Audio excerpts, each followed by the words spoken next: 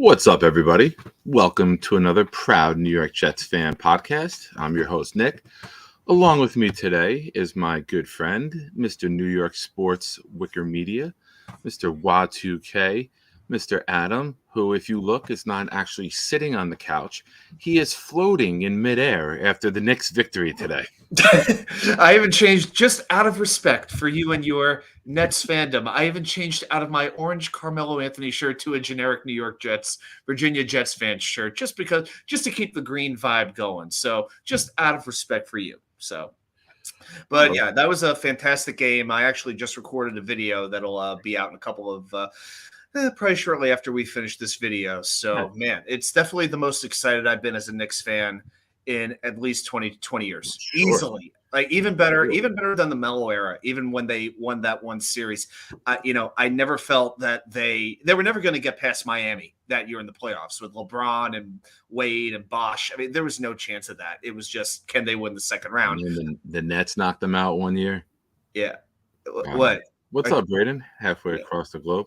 Are you talking about this? Are you talking about the sweep when when the Nets swept the Knicks the one time? Is that where we're going? I think it was the sweep. Yeah, it was, but that was a series where you knew the Knicks had no chance. We had Stephon Marbury and Steve. Who cared? Nobody cared. I mean, put it this way: when the Knicks swept the Nets in like '94, I believe it was in the first round, it was just like, yeah, we were supposed to move on, and it should. Deep down, I think the Nets kind of knew the same thing. Yeah. I mean, I'm not. I will talk a little Knicks because it's topical here while we wait for the Jets fans to pour in. I'm not saying it to be a jerk. I'm saying it because it's what I see. I mean, it's the top three teams in the East, and then there's a fall off. Even if Cleveland were to win, I don't think either one of them stands a chance. If Giannis is healthy, if the 4 or 5 seed is getting rolled, right? They're down 2-1. I don't can tie it tomorrow and buys Giannis a little more time to come back. I haven't seen a timetable on him yet. Isn't Miami up 2-1 in that series, though? They are. That's why I said this is going to be a long series. The Knicks might be done with this thing in five. It's completely possible. And yeah, I know Philly won their series, but Embiid, who knows when he's going to be back? This thing's wide open. It really is. I think the Knicks can definitely play with the Celtics. So really, to me, there's no limit. There's a Knicks fan to say that today. They could play. They could give them a battle in a series, a long series. I don't think if Giannis is injured, if he is not the same, I think the Eastern Conference is absolutely wide open. And who's the team that scares you in the West? I mean, when the Nuggets and Grizzlies are the top 2 seeds, absolutely anything can happen. And I am not delusionally optimistic as a sports fan ever. I have not seen a championship in 29 years. It's so bad that when the USA wins the Ryder Cup, that was it. 94. Rangers 94. It's been so bad, that when the United States wins the Ryder Cup in golf, I claim that was one of my own championships. That's how desperate it's become for me. So, yeah, this is as good as a time to be a New York sports fan as there's been in years. Is it true? Jeremy told me this. Is it true that you have dual citizenship in Kenya so you can celebrate the New York City Marathon winners too? I actually did date a girl from Kenya one time, so I don't think she's going to allow me back in the country. I'd have to run my way. I mean, she would just be able to outrun me. The only way, right? Because they all run over there. It's the only way to win her. If it wasn't for marathons, we wouldn't know anything about Kenya. God bless them. She could just start jogging away from you. You'd never get her. I haven't seen her in about 20 years anyway, so who cares? Anthony, congratulations. We were just covering that a little bit because Adam's here as a Knicks fan also. And Anthony, what's your bourbon of choice? It was pretty fun watching it was pretty fun watching I mean, you can just not as a Knicks fan, as an outsider looking in. I have no horse in the race, between the Cavs and the Knicks. Like, I'm just watching it because it's more interesting than April baseball to me, but it's still low on the chart, the NBA game. But I will admit the electricity of the fan base has me excited because of the fact that Jets fans are going to be just as excited when we get in the playoffs again. And if it's a home game, you will hear the media say that that's one of the most loudest stadiums they've ever heard. When we're good, that place couldn't hold the roof. We'd blow it off. That old cliche, right? But you New have York to wonder fan though. is they can't wait. I've always said the Jets fan is proactive with crowd noise. The Giant fan is reactive, and I can see that. it's been a while. Like you have grown men who are in grade school, not even middle school, grade school, who are now adults and have jobs who've been waiting since they were kids to see the Jets in the playoffs again. Yeah, I gotta say this. I was actually went back and watched a Jets game that I feel like doesn't really ever get talked about all that much, but it was their victory at home over the Chiefs in the playoffs back in the '86 season. Their wild card victory before they went up to Cleveland. The whole the lake is at the Gastineau Roughing the Passer game. But what amazed me about that game is that the Jets fans would break out into a Jets, Jets, not during a touchdown, even like during a first down, a random defensive play. It would just come literally out of nowhere, and it was like all synced up, like they knew exactly what they were doing. It was all there, it was all organized, and it was on. I don't know if it's MetLife Stadium, if it's the PSLs or what it is, or maybe the fact that the team has basically stunk since they've been there. But I've heard people talk about with the New York Giants that the fan base has not been the same since they moved to MetLife because the stadium's different. It's PSLs throughout the entire stadium as opposed to with the Jets where it's just on the 100s, which It is a big priced difference. out the regular fan.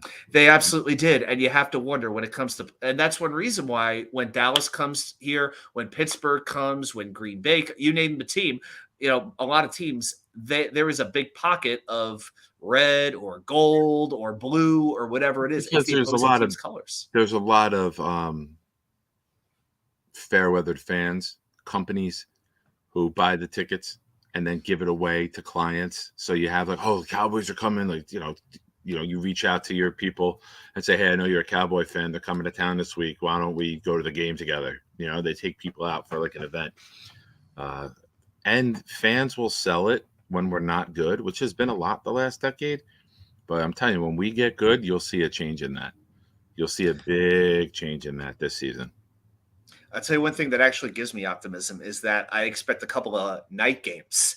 And I think the night games is when you get the younger crowd, that more energetic crowd, they'll be there. And I think it's going to get a little bit more rowdy because as bad as MetLife is, and there's still some old timers who still talk about it being like Giant Stadium, being the Giant Stadium. I say it's only because we've never had any real success there. We haven't had any noteworthy moments of greatness there. When that happens, if we were to host a playoff game and win it, it's going to start to feel like our stadium. You think the Knicks fans are fun winning a playoff game? That they don't even advance in the series? They just win a playoff game in the round? Mm-hmm. Can you imagine the content that will be created outside of that stadium? It'll make those idiots who rioted in Chicago this past week. It'll make that look mild, and I hate to even bring that up, but just seeing those images, the craziness will be unbelievable. The only exception I would make is that with football, sport, I think all the other sports are very regional. Baseball, basketball, hockey. That's the team. Football, it's weird. You get pockets of fans everywhere. Like you can meet people who are like, say hypothetically, Yankees, Knicks, Rangers, and Cowboy fans. It's just so bizarre that you have like this one exception, and it's always from the NFL. So I don't know if football unites a city the way, say, the Knicks would in basketball. Now, the Jet fans who are there, those Jets fans, that pocket is going to be crazy.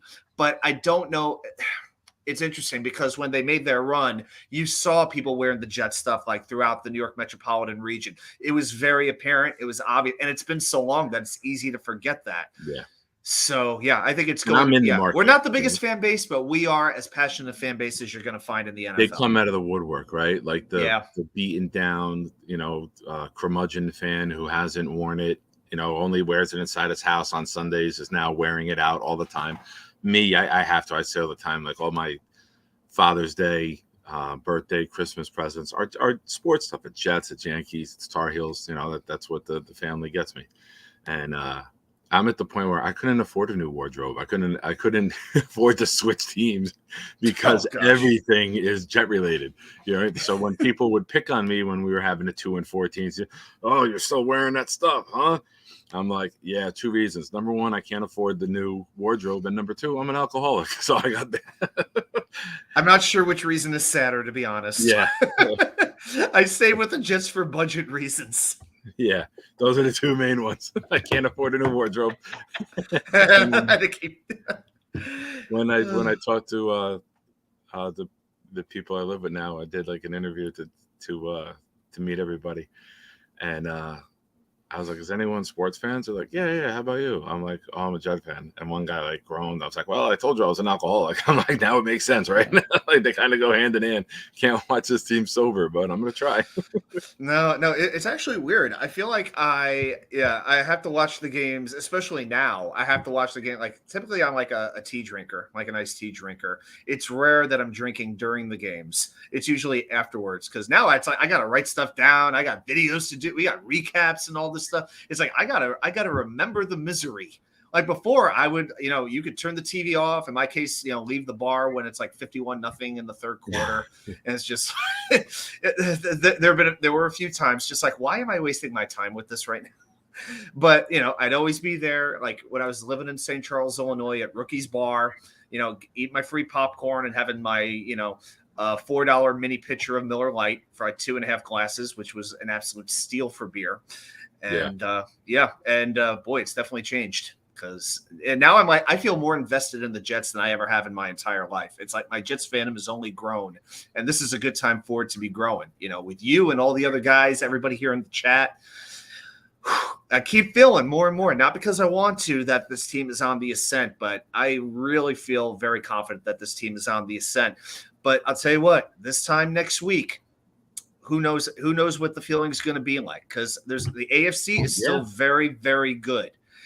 And without as many draft picks to work with as we have before, it's going to be fascinating to see what Joe Douglas's draft strategy is this coming weekend in Kansas City. Well, that was a nice little segue. Let's keep rolling with that. News came out today. Ian Rappaport retweeted. I forget who he retweeted it from. Forgive me. And I saw Rappaport. Yeah, I think it was and Pelissero. I think it was those two. Yeah, that was it. Saying that the Packers and the Jets have resumed talks, which everything lines up with what we've been saying, right? Now, there is the fan who is doomsday. Here we go again, the doom and gloom mentality, right? It's falling apart. Joe Douglas buttons up everything. There are no leaks that come out of Florham Park. We didn't know what they were doing with the draft. We don't know the players that they're going to sign. There is no leaks. This man got on a stage knowing everyone has their cell phone and said he's coming, which coincides today with them talking again. It coincides with everything we've been hearing. There are multiple packages that they've agreed upon, and they're going to wait to see how the draft board falls to determine which one they're going to execute. And I firmly believe that. I have zero panic.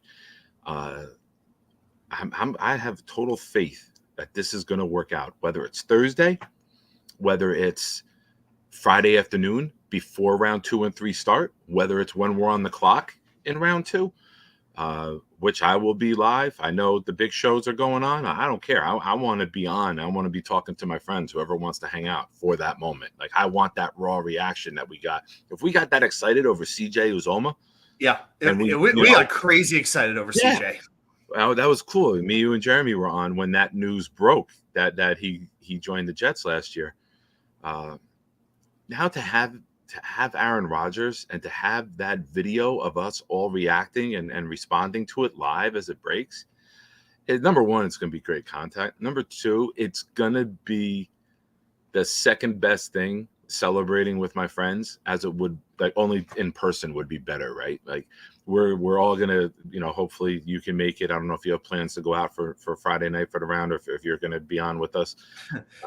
Yeah, it's actually pretty interesting. So this is what my schedule is looking like, and with everything going on at work and all the insanity that I have going on right now in my life.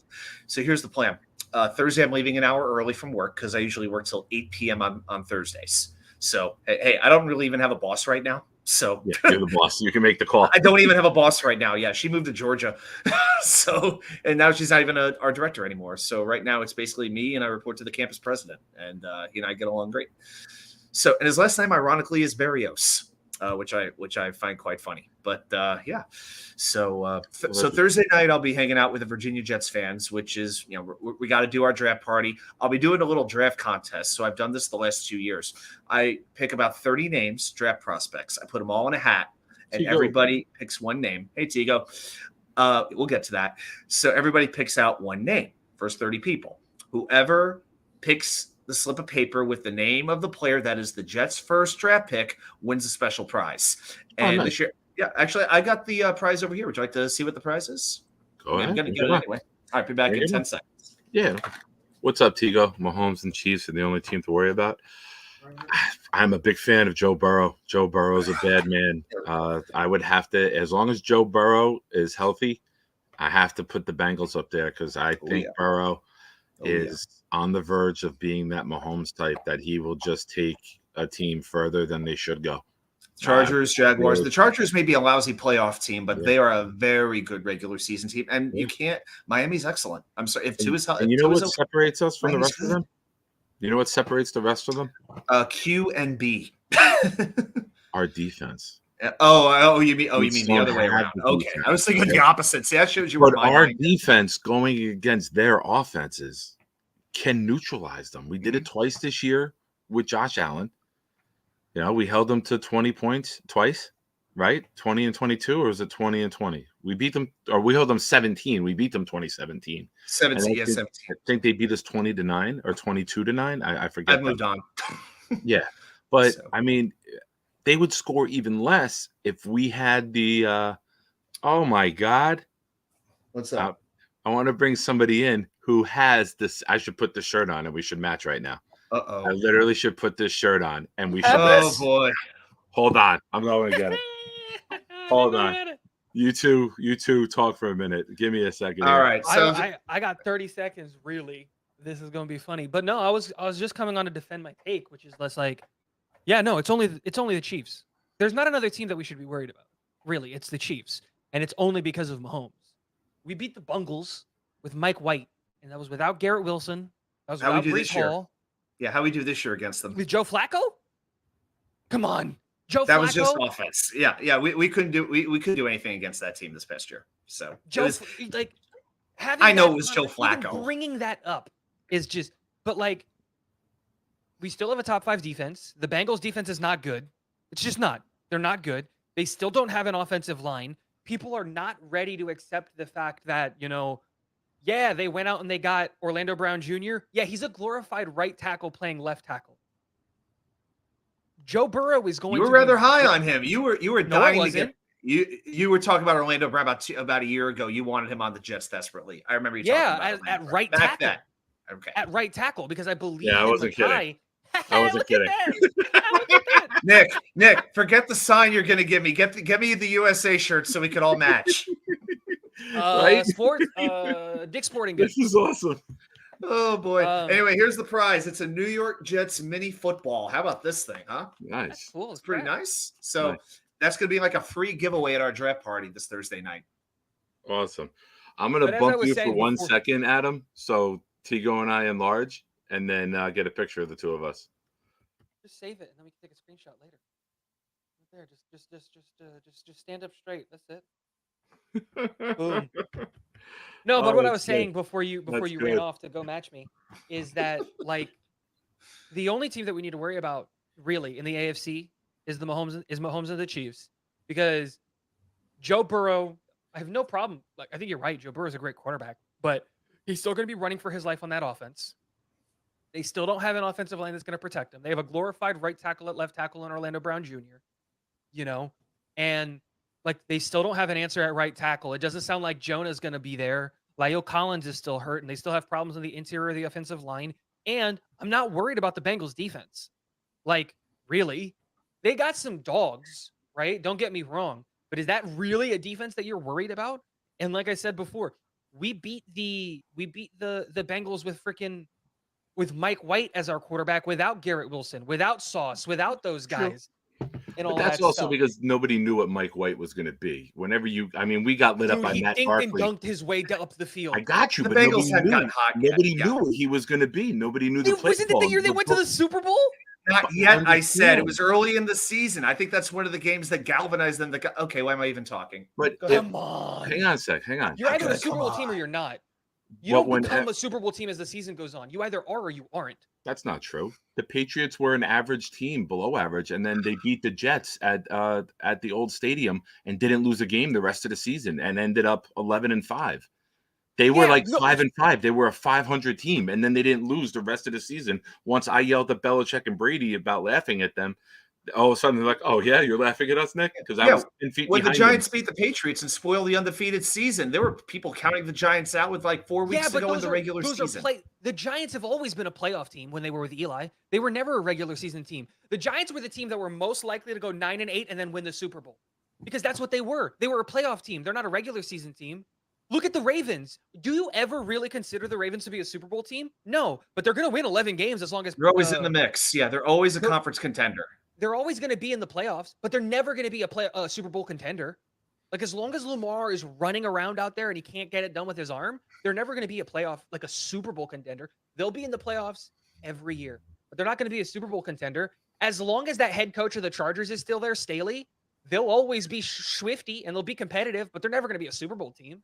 Staley's an idiot. He needs to be fired. Oh no, the Chargers. Yeah, the Chargers have to make absolute upgrades. Right now, they're a very good. Yeah, they're a very good paper team. They're kind of like the Falcons had been for all those years with Matt Ryan. Yeah. They'll about double-digit games, but they have to prove they can win in the playoffs, and there is an absolute difference. But I think, but Cincinnati's a step up from that. Cincinnati's a step up from the Chargers. I'm sorry. I'm not saying that. Okay. I didn't say that. That's not what I said. What I said is we shouldn't be scared of Cincinnati. Because our defense is better than that offense, and our offense will be better than that defense. Our top 5 defense will definitely be able to solidify and shut down that offense because that's what we did last year. How many points did the Bengals score on us? 20? What's up now? Last year? My hard now. 27, I believe. 27. And we struggled hard to put up 12. You think Aaron Rodgers can't beat 27 points against the Bengals, against that defense? I'm not saying that you take them lightly, but the only team in the NFL that you should be truly worried about right now, if you're the New York Jets, specifically on the AFC, is Kansas City Chiefs and Mahomes, because they have one of the GOATs at quarterback and one of the GOATs at head coach. And that's why you're worried about them. Joe Burrow, great quarterback. Zach Taylor, great head coach. You know, they've got great pieces there. Jamar Chase, arguably one of the better wide receivers, probably number 2 in my book, wide receiver in the NFL behind Justin Jefferson. Like, he's that good. Maybe number 3 because Tyreek Hill's Tyreek, yeah, up there. But you can make. But like, right up there in that top 3, top 5 conversation, depending on who you are. Totally fine. I get all of that. You know what the Jets have? Sauce Gardner, the number 1 corner in the NFL. Like, I'm not worried about the Bengals. If we lose that game, well, it makes sense. They're a really good team. But to say that we should, like, that the AFC is a tough conference, yeah, that's true. But Josh Allen and the Bills are a team that have a lot of holes and a lot of people aren't talking about it. They still need a wide receiver. They still need to fix that offensive line. They still need to fix that secondary. They still need to fix the linebacker room, not named Matt Milano. Like, they lost their defensive coordinator, so you expected that defense probably going to take a step back. You know, it's been a while since, I forget their Sean McDermott's called defensive plays.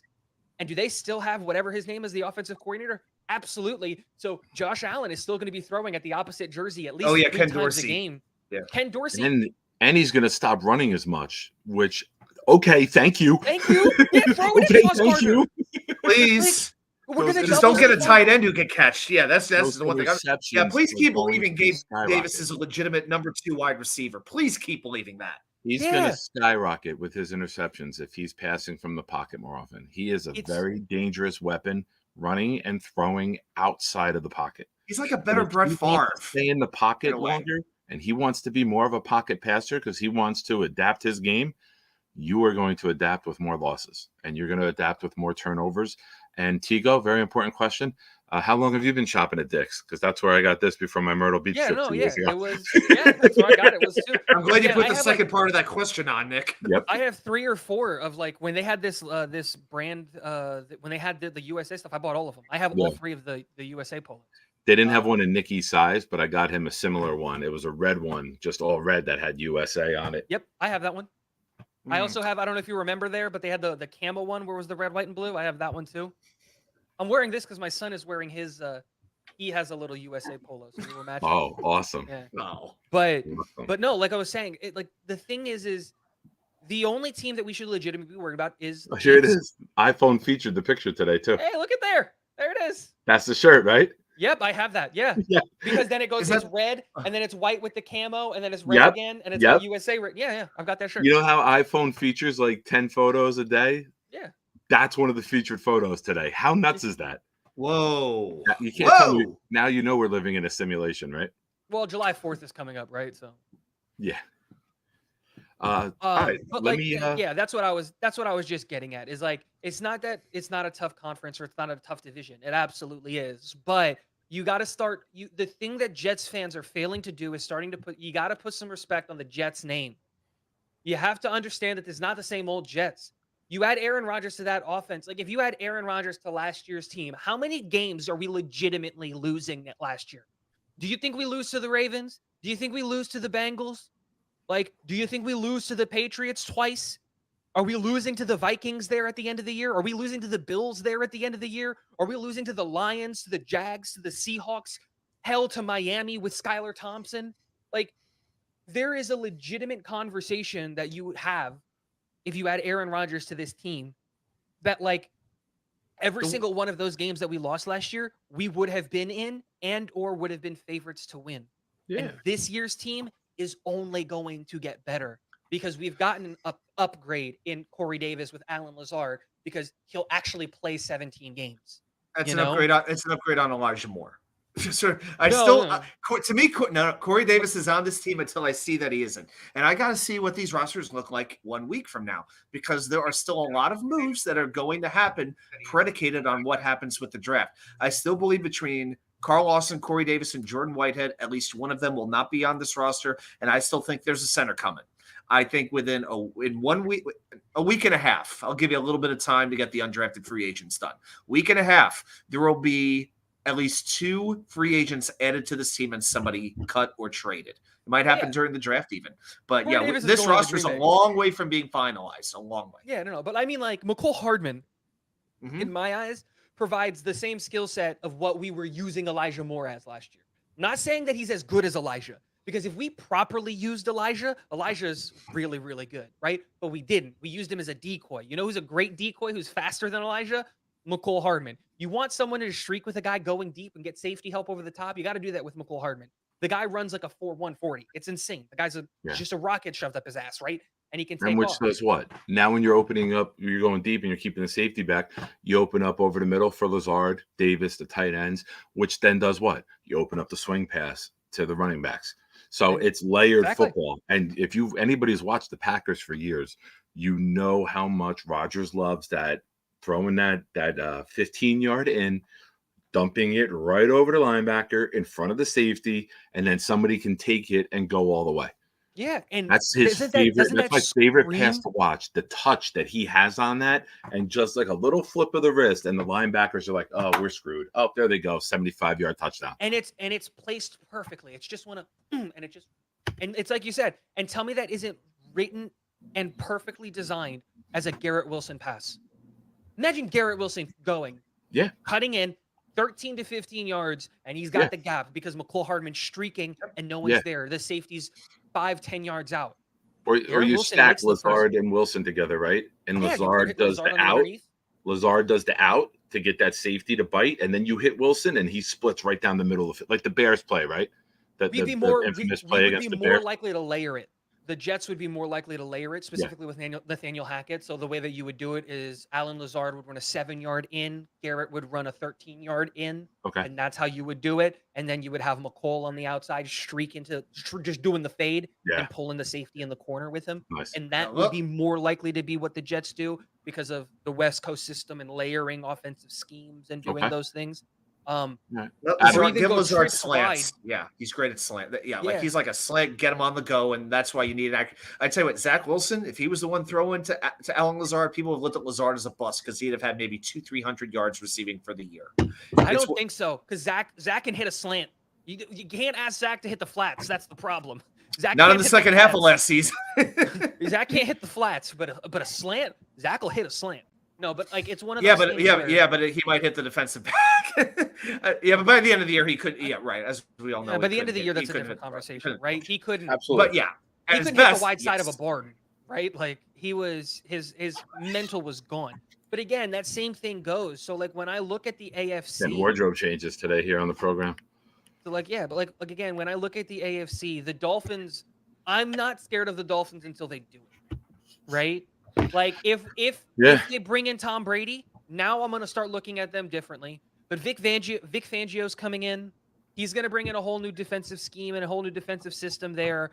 And this year isn't the year that I'm worried about Miami. Next year is, because next year is the year they move on from Tua and they go out and they get a quarterback. Next year is the year where that defense is going to be year 2 in Fangio's system.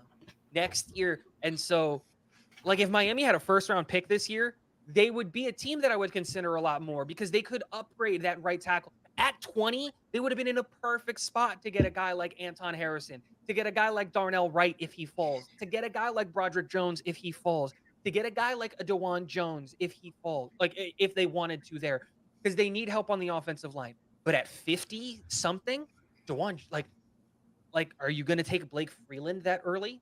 Cody Mauch. Right? I mean, Cody Mauch's Cody Mauch's not a tackle at the next level. Cody Mauch is a guard or a center. Really, he's a center. So it's one of those things where it's just like, who are you getting that's going to upgrade that offensive line? Because that's the biggest area of need for that team is offensive line. They've got a track team on the outside.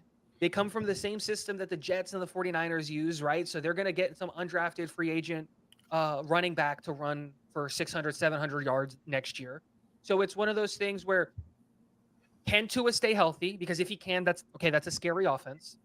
But is getting like, are you scared of Jalen Ramsey and Xavier Howard? No. Like I'm not. No, I'm really I'm not. not saying that they're bad, but I'm not worried about them.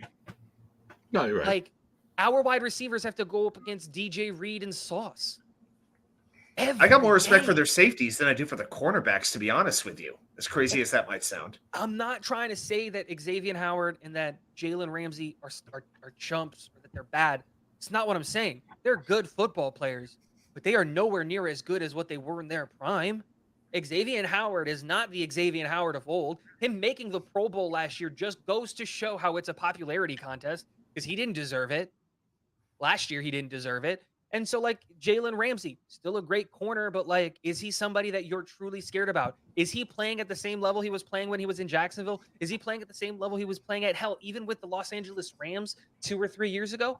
No, I'm not worried about that defense.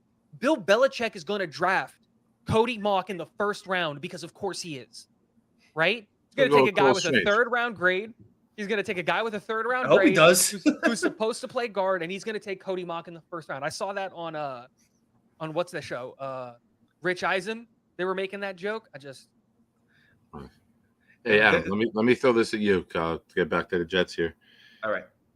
Knob's comment here. I'm being serious when I say that Rodgers could easily make last year's team 14 or 15 wins. What's your take on that? Absolutely. Yeah. Looking back in retrospect, I think the Jets would have absolutely won 13 games last season, maybe 14. There's no reason why they couldn't have. Because I'll tell you what, as horrible as they played those last couple of games, they'd have had a lot more to play for. You know, maybe the first game, maybe they still lose that first game against Baltimore. Maybe not everybody's on the same page. Maybe they lose in Buffalo. But some of those games that they did wind up losing, there's no doubt that this team would have gotten better as the year would have gone on, not worse. And, you know, after we beat Buffalo, things just went straight downhill with a 6-game losing streak. Yeah, you could easily make the argument they would have won 13 or 14 games last season. Yeah. But again, I'm going to say it again. The health of this defense is paramount because the defense was so healthy last season. I mean, we lost Rankins for like 2-3 games. Outside of that, we didn't have anything like too devastating. Quinnen missed 1 or 2 games. But outside of that, we had a super healthy defense. And that's why we can't overlook building up some depth in the back end of this draft on defense. Okay, Tigo, real quick, because I got a couple other topics I want to get to before. Give me 30 seconds on this. 6 one-score games last year. 6 losses in one-score games. If Aaron Rodgers isn't worth 7 points, then he's not worth trading for, right? Yeah. And he's absolutely worth at least 7 points. If not, really, 21 points. We win most of those games with Vera Tucker and Hall. Easily. We win those games with Vera Tucker and Hall. We were a 10-11 win team with Zach Wilson at quarterback. You had until 6 Vera wins. Tucker and Hall went out because we lost our identity. Now you're going to have an identity. You're going to have a great quarterback. You're going to have a guy who's fantastic in the play action. You're going to have a serious run threat. You're going to have a beefed up line. You're going to have a healthy Vera Tucker. You're going to have an improved Tomlinson in year 2, in my opinion. You're going to have Becton back. You're going to have a first-round offensive lineman added to that.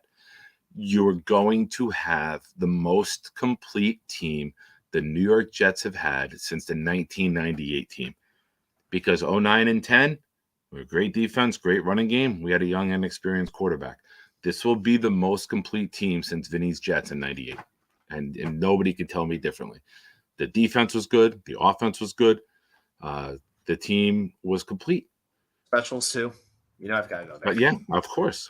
I left that for you. I would never steal your thunder with the special teams. I know the special place they hold in your heart. So if we're winning 10, 11, 12 games last year with Vera Tucker and Hall, what do you think we're going to do now? Hold on. Now we got a much tougher schedule. In my mind, it looks like we have a tougher schedule. But you know what? Even last year, if you look at the strength of schedule that we played, we had the second hardest schedule in the NFL, only behind Chicago. And we still, at one point, were 7-4. So yeah, there's no reason that this team can't take the leap that we wanted to. It's almost crazy to think. It's even hard to imagine how high it can be and where it will be. And that's why I'm so fascinated to see what happens over the next week, because 1 week to 10 days from now, we will really know what we have working with going forward, because we'll have more additions, because again, we don't have too many holes on this roster, but the ones that we have are apparent and they are clear. And what are we going to have to give up this year in terms of draft capital to bring in the quarterback that we need to bring in? It's going to be fascinating. Now, Nick, I've already told you what I would do, because I'll be doing some draft content over the next 2 days. I have a draft trade proposal in mind. I don't know if I want to spoil it right now, but it does involve, trading down and exchanging draft picks twice in the 2023 draft. I know Tigo wants to throw up, but that's okay. That's a good. That's a sign that it's not a bad idea. Or it's a horrible one. I have been batting 1,000. Been batting 1,000 with my hot takes. I had my hot take with George Fant. Hell, George Fant was horrible last year. Called it. Max Mitchell, he was great. Called it. Would you like to widen your camera so we can see your entire ego in the shot while we're at it? I don't have a wide enough of a lens. I'm just saying. I'm going to start. Hold it. No, wait, I got it. He's in Florida, and he's never wrong. I'm going to start calling Tigo Trump on the channel here. Look. This draft, it's going to be huge. He's got the USA shirt on. He loves America. He's never wrong. Which one of my hot takes have been wrong? What have I not called? I didn't have a YouTube channel. I haven't been keeping track. Wait, did you say bitch? Who, me? Yeah, what'd you just say? Wasn't me. I said, where have I been wrong? I said I didn't have my YouTube channel, but I said that we would trade up for AVT. Oh, maybe I thought you wanted him to say it, but I thought I heard bitch. I'm like, wait a minute, who? I think maybe been us combining words at the same time. I know you're going to rewind this. Well, we're all running on each other. I want to kind of reel that in. Let's do like a little speed round here. All right. Tigo, I'll fire it off to you. First question. Broderick Jones is not available. Who's your pick? Darnell Wright. Adam. Paris Johnson, Skoronski, and Jones are not available. Who's your pick? Trade down is an option, by the way. Tigo, I should have told you that. I think they will. I think they will trade down. I wouldn't trade down if all the 5 tackles were gone. All right. In terms of just upside, I would take Elijah Cansey. My fear is, though, that we're completely out on offensive tackle if we do that. And I don't know if there's anybody else who I would want. I would even take a shot. Let me ask you guys a question. Do you think DeJuan Jones makes it to the 40s? No. I don't think so either. No. If the Chiefs I feel like we don't go take a up for tackle Zay, first, we're not going to get one, and that's what bothers me. I think That's why I'm Kansas still City worried could about take a these tackle. first three I guys know going. everyone's been talking about wide receiver. I think Kansas City. Would you have Thumbs that up. investment behind you? I mean, Bengals are going to take one at the end of round one. I think Kansas City could take one. And don't forget, you could always have teams who trade up for somebody that they don't want to have the 20-hour bidding war to move up early on day 2. They might want to jump in on the clock like Lamar Jackson. Baltimore jumped up to get Lamar, so he didn't hit day 2 and have a bidding war. There's always a player that teams can say at the end of round 1, we're just going to pay now because it's cheaper to pay now on the clock than to have everyone calling somebody tomorrow for 32, 33, 34. So it's one of those things where like there's so many teams that need offensive line help that I said this early on and I stand by it. I think 6 offensive linemen are going in the first round. There's a I real could see 7. possibility. I could see a Via and In the Torrance first going. round, yes. Oh, I'm talking tackles, not Okay. offensive linemen. Okay. Tackles. Okay. Because yeah, Torrance, Villa, Torrance will. John Michael Schmitz, like they could all go in the first as well, right? That's where those guys Yeah. are like, we just want a 5th-year option, so we'll go get those guys. But guys or teams that could take offensive linemen, like legitimately could take offensive linemen. Seattle. Okay. What? Seattle can't take an offensive lineman at 20? They don't need a guard and a center? That's interior. We were talking tackles. Tigo. Yes, but Peter Skoronski is on that list of 6 tackles that'll play interior. I think teams are going to use him at tackle if they feel like he can. Doubt it. I doubt it. They're going to use him at a guard. Dude, he's got 32-inch arms.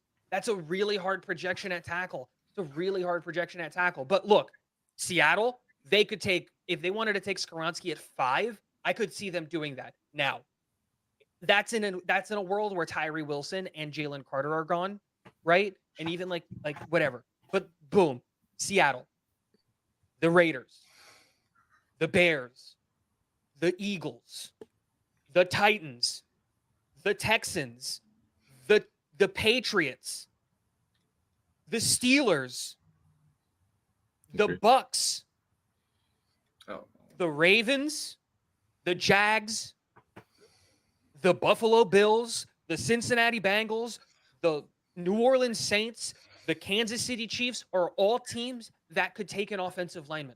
I'd add the Cowboys too. With Smith getting up there in age and never staying healthy, I wouldn't sleep on the Cowboys. I know they like the sexy pick. That's what I was going to say. They're going to take a running back or a tight end or a wide receiver. They got to replace Zeke. Yeah, they're going to take Bijan. They're going to take Jameer Gibbs because Bijan won't be there. Yeah, Bijan won't be there. Right? That would be you're right. The right thing to do would be build up. I agree. Because Martin's been there for a while. Smith can't stay healthy. You move them to right tackle now. It's but here's the thing. A lot of those teams that I mentioned also pick before the Jets in the second round.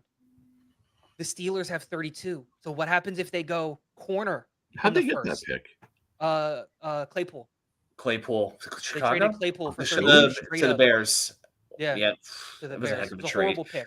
The more I think about you, but Tigo, the more I think about it, the more I agree with you on one thing. Darnell Wright, you could sell me on Darnell Wright pretty well if the other 3 guys are gone. I can live with that and put him at right and have the other guys fight it out for left. Have Mekhi and Dwayne fight out for left tackle. Whoever gets it, gets it. And my point isn't that all of these picks are going to go in the first round. My point is all of these teams could take an offensive lineman, offensive tackle, offensive guard, offensive center before 42, right? Because if you look at like the Cardinals pick at 34 and they need offensive line help. You know, the Rams' first pick of the draft is at 36. They need everything. Arizona needs everything too, though. But that's what I'm saying. Hank. Like these are teams. Thanks for joining us, buddy. How you doing? What's up, Hank? Welcome. Hank left a great comment on one of my videos the other day. But like you get what I'm saying. There's a ton of teams. So this idea that DeJuan Jones is going to make it all the way. Like what happens if Tennessee takes a quarterback in the first round? What if CJ makes the fall that I'm expecting? They pick at 41. DeJuan Jones to the Titans makes a ton of sense. They need it. Border. But cheers back to you, Hank. You know what Tennessee also needs is you know what scares me about Tennessee? You know what they need? A center. I could absolutely see Tennessee taking John Michael Schmitz or somebody like that. Schmitz, he's already in Houston. John Michael Schmitz, if he makes it out of the first round, 33 to Houston. We're counting on these teams, on dumb teams, making smart moves. But they're not dumb anymore.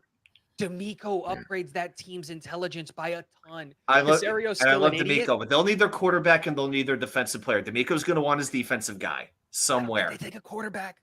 They're trading Right. for Trey Lance. I'm putting that out in the world. Trey There's your Lance bold for a take. fifth-round pick. Oh, bold take. Dude, Yes, and then maybe they can bring in Skoronski to play guard as well. Bring it! No, because they're going to go Will Anderson at 2, Jackson Smith Najigba at 12, John Michael Schmitz at 33. You bring in Trey Lance knowing that he's not going to work, and boom, you've got the number 2 pick next year, because I don't know if any team in the NFL is going to be worse than the Cardinals next year. My head hurts. All right. We did a 6-minute on one question in the speed round. Let's pick up something. That's what happens when you let Tigo talk. You guys got to interrupt me. I'm I'll trying. go. That's on Like, you. if my We need a stop sign I don't here. want to be like swear. grade school, I but love if you, like, my but hand we- goes up, I Just mute me. You're the next question. You go to the show. Next question. Adam, I'll start with you.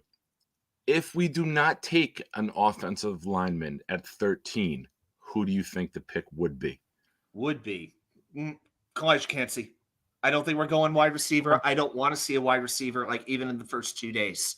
I don't want to draft a wide receiver at this point. I think we could get by with what we have and develop a guy. I want that second defensive lineman next to Quinnen. I like Quentin Jefferson, but I want a stud right next to Quinnen to open it up even more for this pass rush. I want even better than what Sheldon gave last year, and I could absolutely justify Cansey with that pick. Okay. Tigo, same? I I saw would have you said shake your head, Cansey, yeah. but to go differently, I'll say Lucas Van Ness. If Okay. you get a guy like a Lucas Van Ness, Like it. Carl Lawson becomes more expendable. Now instead of paying Carl Lawson his money, you can go get like a combinations of like Ndamukong Suh and Al Woods. And now you've shored up the interior of the offensive line. And can you just imagine Jermaine Johnson, Jonathan Franklin Myers, and Lucas Van Ness all as a rotation? So I think it should be Kalijah Cansey, but to pick something Okay. different, I love me some Lucas Van Ness, and he's built in a lab to play in a Robert Saleh system. Okay. Do I even have to tell you guys, the two of you, who my pick would be? I think I know. Yeah, it's Well, Christian you go- Gonzalez, right? Yes. Yeah. Go ahead. Say it together. 1, Nolan 2, 3. Darnell Washington. There it is.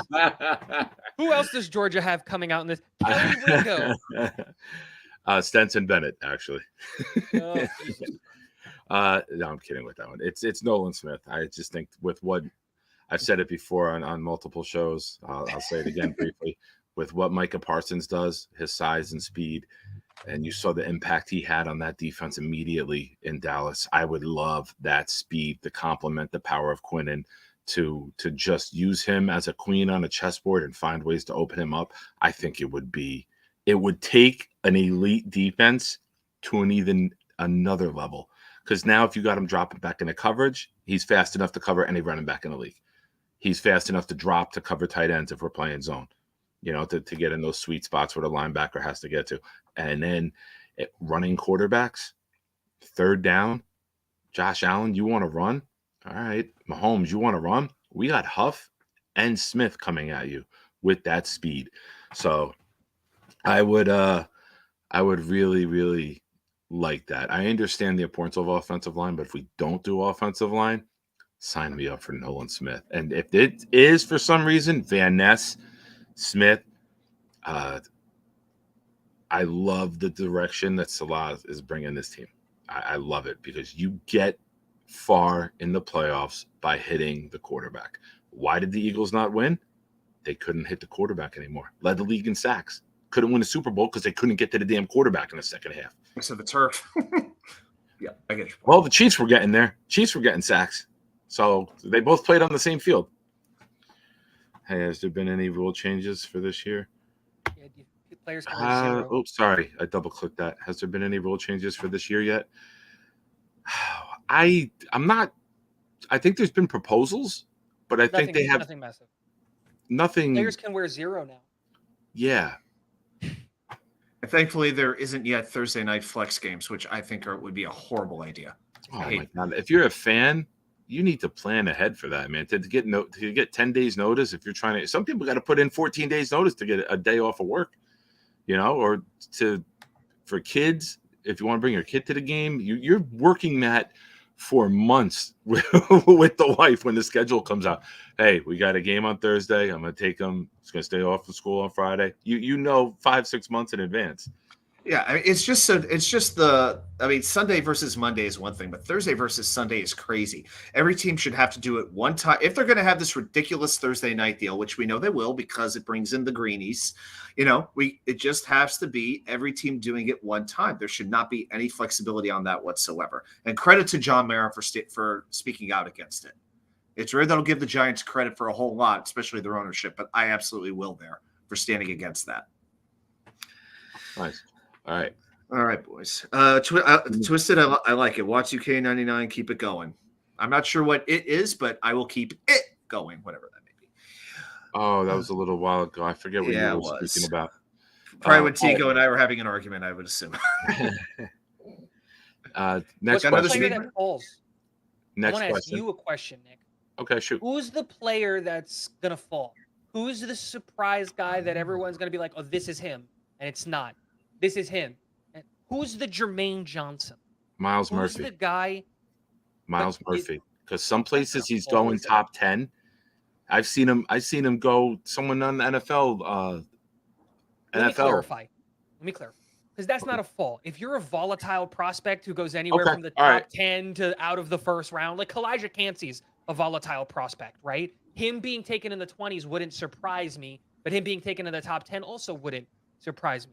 I'm talking about fall, and it doesn't even have to be a first rounder. It could be a second round guy. Quentin Johnson. That's a good one. That's a great one. Let me rephrase that. The number 3 wide receiver.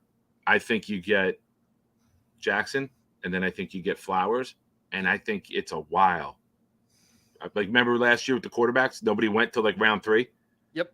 I think you're going to see receivers with a big gap in between receivers. So some people have Addison as 3. Some have Johnson. I think Flowers and Najigba are 1-2 on most people's rankings.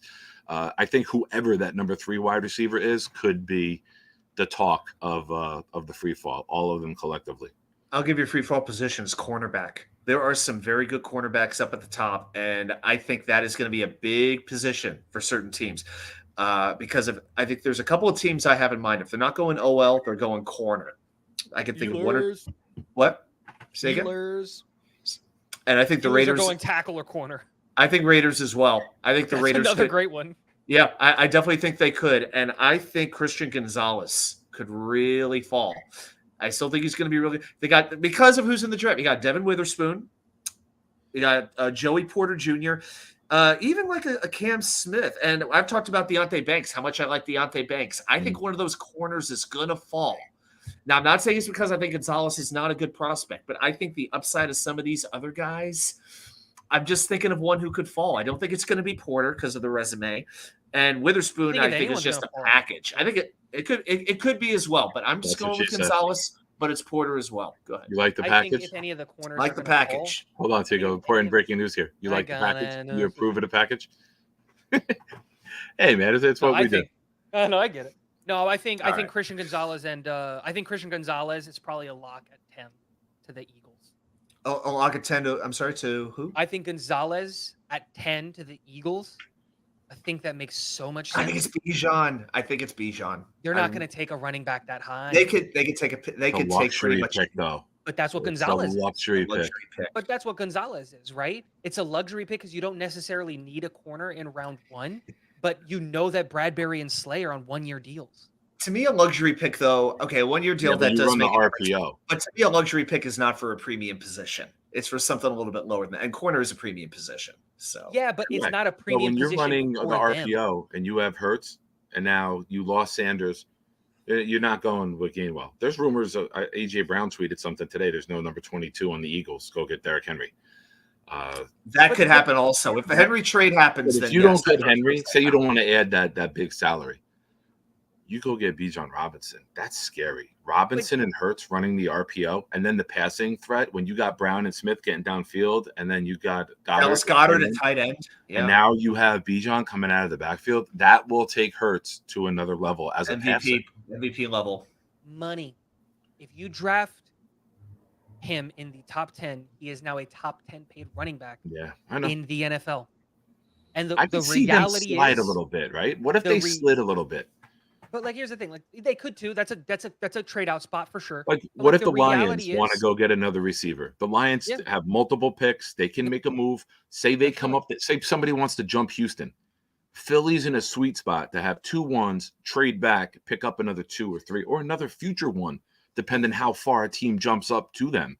You know, if you're the Lions and you go get Jackson Smith, and then you got St. Brown, and then you bring Jameson in for week 6, 7. Yeah. and then you're not planning on picking in the top 24, right? Like, you're probably winning the division if I think, because I Yeah, don't you think can anyone go else in into the F them division. picks mode for sure. Like if you Yeah. look at them, like Gonzalez at 10 to them makes a ton of sense. I think also, like again, I think the gap from Bijan to a guy like a Zach Charbonnet, who you can get in the second, or a Jameer Gibbs, who if you wanted to, you could take at 30, or like hell, like an Shane or something like that. Like the running Yeah. back skill set has been so simplified that you can get a guy in the 3rd round who's going to do the same thing. Like he's going to produce just as much as Bijan.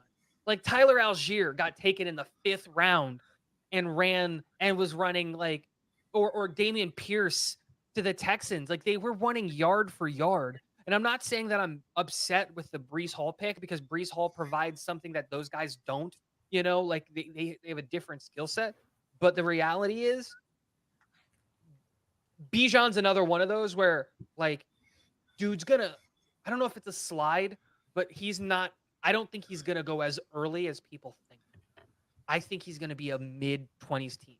I think All his right. ceiling right now is 21 to the Chargers. I think that's Okay. the earliest the team will pull a trigger. That bold take I will keep in mind. Well, boys, I have got to I was bounce. about to say I the same have thing. I gotta a go cook dinner. yeah, I got a volleyball match to go get ready for, and at this point, I need to Nice. stretch out for a minute before I start spiking it all over Nice. the place. Thanks for joining. Thanks for having us on. Absolutely. Go ahead, Adam. Plug where you're at. All right, you all can find me at NY Sports Wicker Media. I literally just posted a Knicks recap video on the win about Game 4 over Cleveland, which much to Nick's delight, I'm sure he'll be tuned in. And I will be doing 2 draft preview videos coming up. I'll be talking about the first round for the Jets, and I'm going to be talking about everything going forward. So we're going to talk day 2, day 3, and guys, I've even got an undrafted free agent prospect, a guy I don't think is going to be drafted. And if he isn't, I want the Jets to get this guy in the worst way I have not heard anybody talk about, not even Dom, nobody. So I'm excited to let you know who this guy is, Nice. but you're going to have to check out NY Sports Wicker Media to get the know. So Nice. Thanks, everybody, for checking Good it luck out. in your game. Let me know later how you did. All right, we'll Stay do. healthy. We're playing at our age, don't kick ass. It's Yeah. stay healthy. We're playing a team that wears pink, but they're good. So we'll see what happens. We wear like aqua, very manly aqua. You love the pink. Well, aqua doesn't exactly bring out my eyes or anything like that. It's very disappointing when I'm hitting on the girls. That's how rough. Yeah, all right, buddy. Good luck, man. All right. Have fun. See you later. All right, pal. So I'll throw it out to the chat. If you guys got any questions that you want me to take, I'll hang for a little bit more. If you guys got some questions, while I'm waiting for them to come in, I'll let you know this Wednesday night, 7:00 on the Buffalo Jet Fan channel, we're running back the draft. We did a huge 7-person mock. We had different teams. We did up to number 43 with the Jets 2 picks. It was the Buffalo Jet Fan. It was Dom C. It was New York Jets Situation Report Gunny. It was Jeremy from Jets Chaos. And then it was me, Adam, and Tico. We randomized who had what team and did a full draft with trades. And we had a lot of fun with it. And the feedback we got was really good. So we're going to do that again this Wednesday at 7 on the Buffalo Jet Fan channel. Thursday night, I believe, for round 1, Jets Chaos, Jeremy will be hosting. Friday night for round 2, I will be hosting. We also have some channel news here on the Proud New York Jets fans. I have gotten a producer for the show who is going to help bring the channel to a new level. We're going to have a rebranding moment. He sent me some ideas today, and we're working on finalizing it. I sent him some stuff. We're going to have an opening video with some really awesome music. We're going to have sound bites in. There's going to be more production done with the show. It's not really my strong suit. That's why I haven't really been doing shorts or anything, but he's going to be able to edit the shorts, get those out, and help the community here grow. You know, Jets fans are my favorite people in the world outside of my kids. So the more of us, the better. Let's see what we got here. I saw a couple messages pop in. I got one. Your take on Calvin Austin, hype or the man? I'll be honest, I don't know much about him. This year has been really rough on me personally, and I haven't dove as deep as I normally do into the middle rounds and players that normally I'm 5-6 rounds deep, knowing everybody. Right now I'm round 1. I'm really up to 43. So I don't even want to attempt to speak on it. Sorry, I couldn't give you some info there. Hey, what's up, buddy? Welcome, sir. Good to see you. What's the target in a trade back? Could JD trade back more than once? I said in January, I wouldn't be shocked if there was multiple trade backs and we trade completely out of round 1. Now you got to remember Sauce, Wilson, JJ, Tucker, Wilson, Becton. Those are all first round guys. Quinnen still. Those are guys making $10 million a year.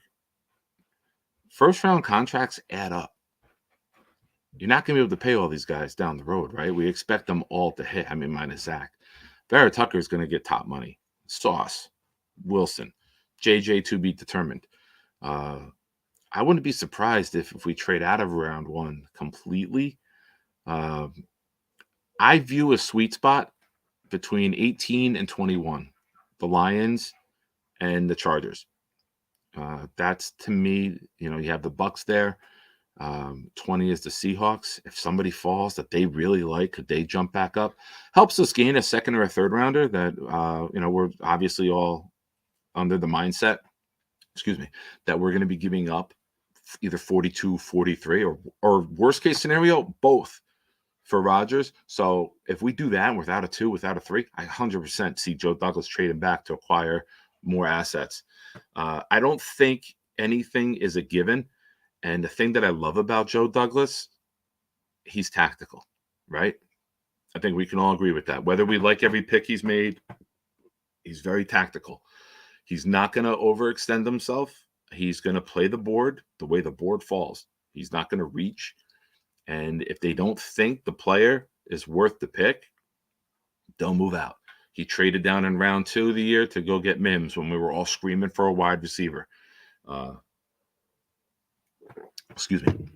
So I really believe we can see definitely some maneuvering by Joe. I wouldn't be surprised if we drop back from 42 or 43. If they like one of the centers or they value the kid from Michigan a little bit higher than or not that too far away from the guys, Tittman and Schlitz, maybe you fall back a little bit, gain another third or fourth rounder in the process, because we don't have a third rounder as of right now.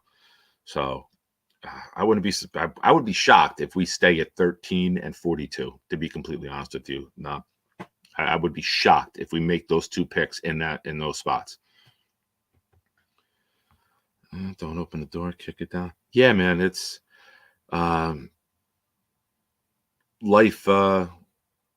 life kicked at me. I allowed it to for too long. So for those that don't know, I've shared on the channel that I'm newly sober. I'm going to have knee surgery May 11th. ACL is ruptured. So I'm going to be laid up in the bed or couch, and I'm going to have a lot of time to just make videos, and then he can edit them, produce them, put videos to it, and make it look all nice and pretty, which should drive some traffic to the YouTube channel, and hopefully people like it enough where they subscribe and tag along. I'll never forget the people who've been here from early on. You guys. I haven't grown as quickly as I'd like, but I also haven't been able to. Thanks, Hank. I appreciate it. And you too, Twisted. Calvin Austin's Memphis wide receivers just ran the 4 for 3, but Maney claimed it was badly timed. And wow. That screams Kansas City Chief, right? You put him with Sky Moore, and you put him with Tony, and that opens everything up. What's his height? You got his height? I mean, usually when you see speed like that, I'm guessing he's in the 5'9" to 5'11" range. Not knowing anything about him, that would be my my thoughts. Hey, Joe, welcome. I don't know if you're new here or not, but if you are, wouldn't mind subscribing to the channel. That'd be awesome. And if you are here from previously, welcome back, man. If they trade back and Skoronski is there, we 100% agree with that.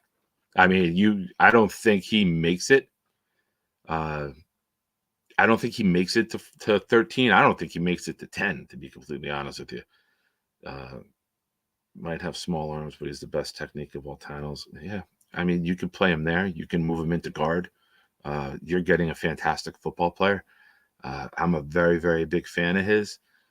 In a perfect world, he's there at 13. We move Vera Tucker to tackle for the year and put him there. And then next year we get out of the Tomlinson deal, and we got probably the best guard combination in the league with Skoronski and Vera Tucker going forward. I'm a big believer, and let's be real, Skoronski fits the Joe Douglas mode, right? The Joe Douglas mode is positional flexibility. Guys who can come in, Vera Tucker, right? How valuable was Vera Tucker before he got injured last year? He held together that winning streak by himself. He basically had his arms stretched to both sides trying to hold that winning streak together until he got hurt in Denver. So it's the mold, right? You got to have guys who can do multiple things, because if you have the square peg and the square hole, it's when things can happen, guys get hurt in the NFL. You got to have guys who can slide around, who can help your team in multiple ways. And that's how teams don't miss a beat when injuries do hit. They have that aspect of the team checked off. You got my support. Thank you. I appreciate it, man. Today's 44 days. So Friday night we do the show.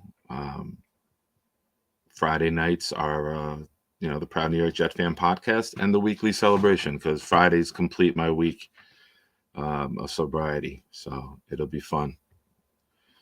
We'll check, but believe 6'2". 6'2" when he ran that? Awesome, Joe. Thank you. Oh, 5'9", 151. Oh my God, my son's bigger than that. He's a freshman in high school. He's 5'10", 160, solid muscle. He's not running that speed though. That's fair. I'll check him out. I'm gonna eat dinner after this and hit a meeting tonight at 7:00, and then after the meeting, I'm gonna do some draft dive. There's nothing interesting on television, so I'm gonna be diving deep into some players this week. So I'll definitely take a look at it, man. I appreciate you bringing that name up. What we got? Anyone else in the chat? Any questions? Anything? If not, I'll wrap it up. I wanted to come on, get a little airtime, build up some momentum towards next week, and Friday, like I said, Friday 8:00 we're going to be on now. I'll have the producer. We're going to be doing the draft coverage live. I know I said Fridays will be from 8 to 10, but with the draft, we'll stay on as long as we got people watching. And I said earlier to Adam, and I said to Jeremy, I don't care. I know the Big Show is doing their show, and I don't expect to take anybody from them. I know the panel is doing their thing, and God bless them. I'll watch it too when I'm not on. But I don't want to be texting all night. I'm not very quick with the texting. I'm an old man. So just hanging out with my friends, even if we do it for no viewers, just us hanging out together, watching the draft and being able to talk about it and not text about it, is enough reward for me. So if any of you hop in, that just makes it a bonus for all of us. So let me see what we got here. Always good to see you back at it. Kick the door down. You have more than what it takes. Thank you, Bo. I appreciated that. One day at a time, right? Sounds simple, and that's all I'm taking. I know I'm looking to head to Friday, but a lot of boxes to check and days to hurdle before we get there. So, all right, this will be my last sign off without the new video. So if you guys are in Jets groups, share the video, tell your friends. We're going to be doing some really cool things here to get on. And you guys will always have the honor of saying that you were here before we hit big. So thank you, everyone. Appreciate all you guys. Have a good, safe week. You know, for those that observe, happy Lord's Day, and go Jets. As always, be loud, be proud, New York Jets fans.